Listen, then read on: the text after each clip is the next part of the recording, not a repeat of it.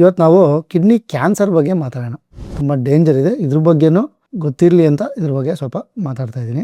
ಈ kidney cancer ಅನ್ನೋದು patients ನಮ್ಮ ಹಾಸ್ಪಿಟ್ಲಲ್ಲಿ ಆಲ್ಮೋಸ್ಟು ಒಂದು 100 ಸರ್ಜರಿ ಮೇಲೆ ಮಾಡಿದ್ದೀವಿ. ಅಂದರೆ ತುಂಬ ಅಡ್ವಾನ್ಸ್ಡ್ ಇತ್ತು ಅಂತಂದರೆ ಫುಲ್ ಕಿಡ್ನಿ ತೆಗಿಬೇಕಾಗುತ್ತೆ.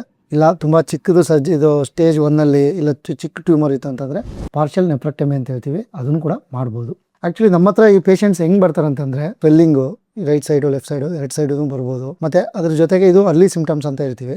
ಕೆಲವೊಂದು ಅಡ್ವಾನ್ಸ್ ಸಿಮ್ಟಮ್ಸು ಪೇಷಂಟ್ ನಮ್ಮ ಹತ್ರ ರೀಚ್ ಆಗೋಕ್ಕಿಂತ ಮುಂಚೆನೇ ಕಾಲುಗಳು ಊದ್ಕೊಳ್ಳೋದು, ಮತ್ತೆ ಬ್ಲಡ್ ಕಮ್ಮಿ ಆಗೋದು, ಹಿಮೋಗ್ಲೋಬಿನ್ ಅಂತ ಹೇಳ್ತೀವಿ. ಮತ್ತೆ ಅದ್ರ ಜೊತೆಗೆ ಕೆಮ್ಮು, ಏನಾದರೂ ಚೆಸ್ಟ್ಗೆ ಏನಾದರೂ ಸ್ಪ್ರೆಡ್ ಆಗೋಯ್ತು ಅಂತಂದ್ರೆ, ಮತ್ತೆ ತುಂಬಾ ಬಾಡಿ ಪೇನ್ಸು, ಸ್ಲೀಪ್ಲೆಸ್ಸು, ಈ ಥರದ್ದೆಲ್ಲ ಸಿಮ್ಟಮ್ಸ್ ಅಡ್ವಾನ್ಸ್ ಸ್ಟೇಜಲ್ಲಿ ಆಗುತ್ತೆ. ಸರಿ, ಯೂರಿನಲ್ಲಿ ಬ್ಲಡ್ ಬರೋದು, ಮತ್ತೆ ಪದೇ ಪದೇ ನೋವು ಬರೋದು, ನಾನಾ ಕಾರಣಗಳಿಂದ ಇರ್ಬೋದು. ಬಟ್ ಇದನ್ನು ಒಂದನ್ನು ನೀವು ಕನ್ಸಿಡರ್ ಮಾಡಬೇಕಾಗುತ್ತೆ. ಇದನ್ನ ಯಾವ ಥರ ಕನ್ಸಿಡರ್ ಮಾಡ್ಬೇಕು, ನೀವು ಪ್ಯಾನಿಕ್ ಆಗೋ ಥರ ಏನಿಲ್ಲ. ಜಸ್ಟ್ ನಿಯರೆಸ್ಟ್ ಕನ್ಸಲ್ಟೆಂಟ್ ಮೀಟ್ ಮಾಡಿ ಸಿಂಪಲ್ ಸ್ಕ್ಯಾನ್ ಮಾಡಿದ್ರೆ ಗೊತ್ತಾಗ್ಬಿಡುತ್ತೆ. ಏನಾದರೂ ಗಡ್ಡೆ ಏನಾದರೂ ಇತ್ತು, ಕಿಡ್ನಿದಲ್ಲಿ ಏನಾದರೂ ಇತ್ತು ಅಂತಂದರೆ ಇಮಿಡಿಯೇಟಾಗಿ ಗೊತ್ತಾಗ್ಬಿಡುತ್ತೆ ಅಷ್ಟೇ. ಅದಕ್ಕೆ ಇದನ್ನು ನೆಗ್ಲೆಕ್ಟ್ ಮಾಡಬಾರ್ದು ಅಂತ ಹೇಳ್ತಾ ಇದ್ದೀನಿ.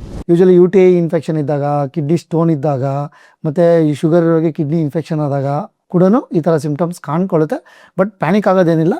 ನಿಯರೆಸ್ಟ್ ಯೂರಾಲಜಿಸ್ಟ್ನ ಮೀಟ್ ಮಾಡಾದಮೇಲೆ ನಿಮಗೆ ಅವರೊಂದು ಸಿಂಪಲ್ ಯೂರಿನ್ ಟೆಸ್ಟ್ ಒಂದು ಮತ್ತು ಅಲ್ಟ್ರಾಸೌಂಡ್ ಒಂದು, ಇನ್ ಕೇಸ್ ಏನೋ ಬೇಕಾದರೆ CT ಸ್ಕ್ಯಾನ್ ಮಾಡಿದ್ರೆ ನಿಮಗೆ ಕಿಡ್ನಿ ಕ್ಯಾನ್ಸರ್ ಇದೆಯಾ ಇಲ್ಲ ಅನ್ನೋದು ಗೊತ್ತಾಗುತ್ತೆ.